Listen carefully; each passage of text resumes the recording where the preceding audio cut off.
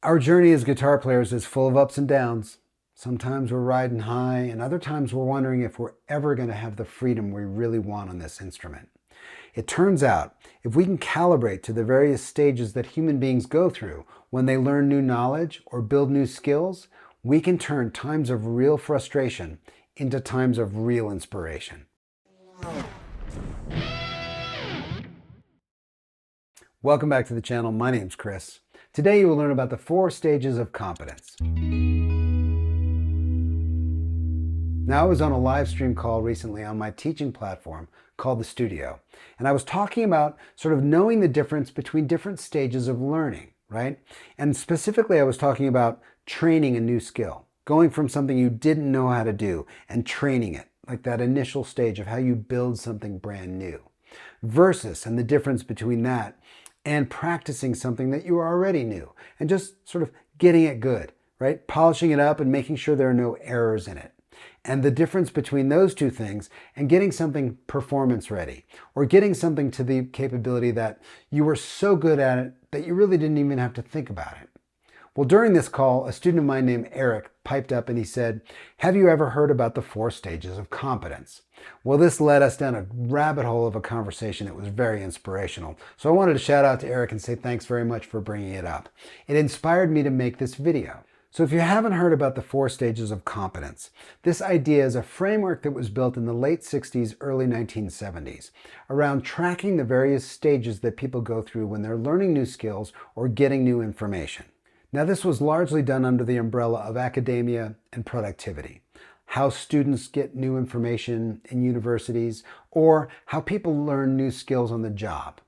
But it totally applies to guitar players in our journey. So what I want to do is explain these levels of competency and show you how, as guitar players, we move through them, things that we might say, things that we might experience, and stuff to look out for as we move through each one of these stages.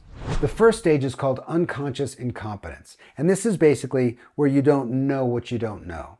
You don't understand the thing that you don't know. You don't know if it's valuable. There's not a lot of information there. Guitarists in this stage say stuff like this. "Oh, I don't need to learn scales. They're boring." Or, "I don't need to learn any music theory because Jimi Hendrix didn't know any and he's pretty good. I'm sort of creating a story that I can attach to because I don't understand the value of the thing that I'm dismissing. I don't understand why it's valuable. I certainly don't understand how much work it's going to take to get, and so I don't really care," right? In order to move out of this stage, you really have to have some sort of a spark of curiosity about something, right? Which puts you into the next stage. And this is called conscious incompetence. This is when I know the thing that I want, but I don't know how to do it yet, right? I can understand the value of it. I can see that I want it. I really want that skill or that knowledge base. And I can see that it's going to take some effort and time to get. It's in this stage when you can identify knowledge gaps or skills that you have to build. And it's also in this stage where your tolerance for failure should be very, very high because you are going to sound crappy for a while. You understand what you want, but you don't know how to do it yet. It's in this phase you want to exercise a lot of patience and, again, increase your tolerance for failure. When you do put in the time and you build the skills and you close those knowledge gaps, you enter the next stage, which is conscious competence. I know how to do this thing. I've closed those knowledge gaps. I've built the initial skills. I can do it. But when I do it, it still takes some effort, right? It still takes some focus. Again, more patience here because this is a long phase. Depending on the skill that you've selected or the knowledge that you've decided to go acquire, this can take a little while. So patience here is really important. When you put that effort in and you polish these skills and you really internalize the knowledge, you enter the final stage, which is called unconscious competence. Now, this is the stage where we all want to be. This is where we see our favorite guitar players, wow, they make it look so easy, right?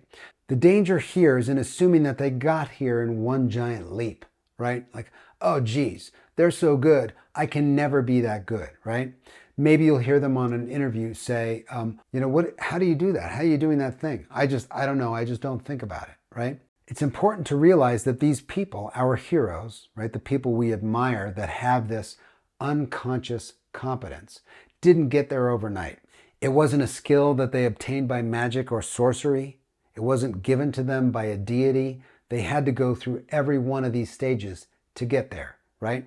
So this is why understanding where you are in one of these stages will allow you the opportunity to recalibrate your expectations. When you're in certain stages, you want a lot of patience, high tolerance for failure. When you're in other stages, you want a lot of curiosity, right? And so just knowing which stage you're in helps you calibrate to what your expectations should be. All right, now let's zoom in. I want to show you a very specific example of how I went through all of these stages with a very specific technique. Okay, I'm going to take you back to 1981.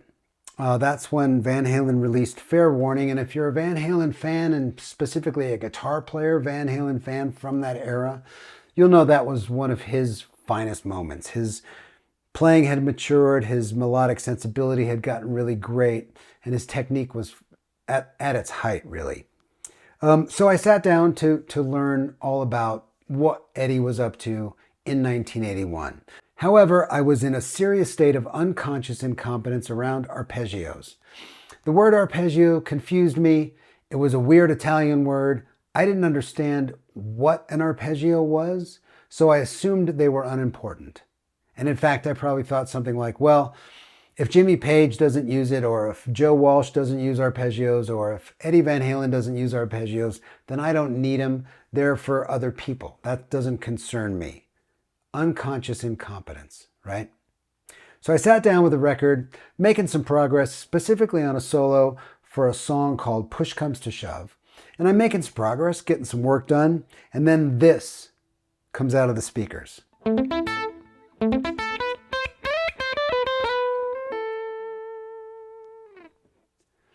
And I was a little baffled. I didn't understand what this was. I had the minor pentatonic scale down, and the blues scale, and that was my vocabulary. I had some Page licks down and stuff, but I didn't know what this was. And I didn't understand it. So I went around, I learned, I thought I figured it out, but it was wrong, and I played it for some other guitar player friends of mine, and finally somebody said, that's an arpeggio. He's just playing an A minor chord. And I was like, what? A minor.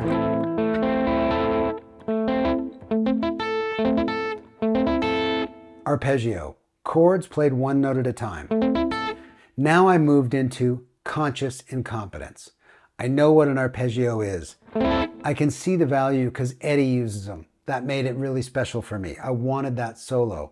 I saw the value, I understood what it was, and I was crappy at it. I couldn't make this sound.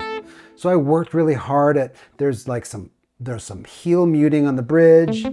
There's a certain amount of applying and lifting pressure in time that has to happen.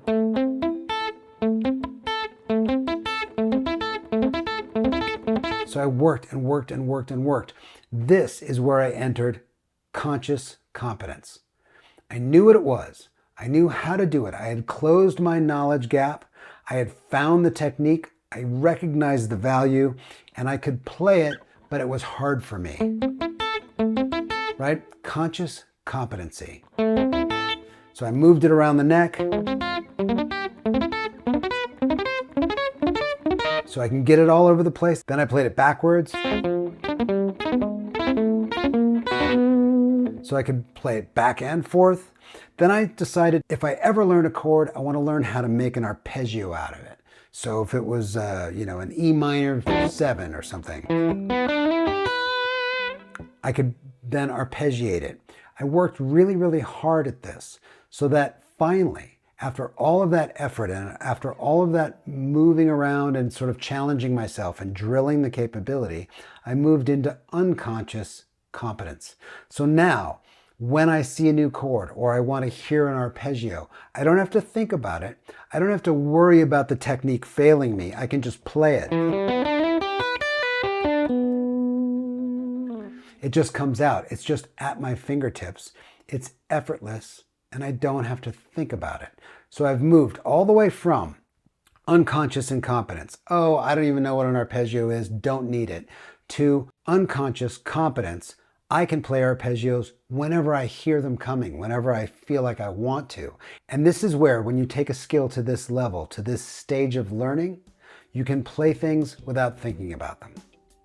Okay, I hope you found this interesting. I hope you found it helpful. This idea of really keeping track of where you are in the stages of learning can help you move through these ruts and understand that maybe you're in a situation where you're going to sound pretty crappy for a while. And that's okay, because that's what's supposed to be happening at this point. Big shout out to Eric for bringing this up in that live stream and allowing me inspiration for me to do this video. I hope you've enjoyed this. Stay curious, and I'll see you next time.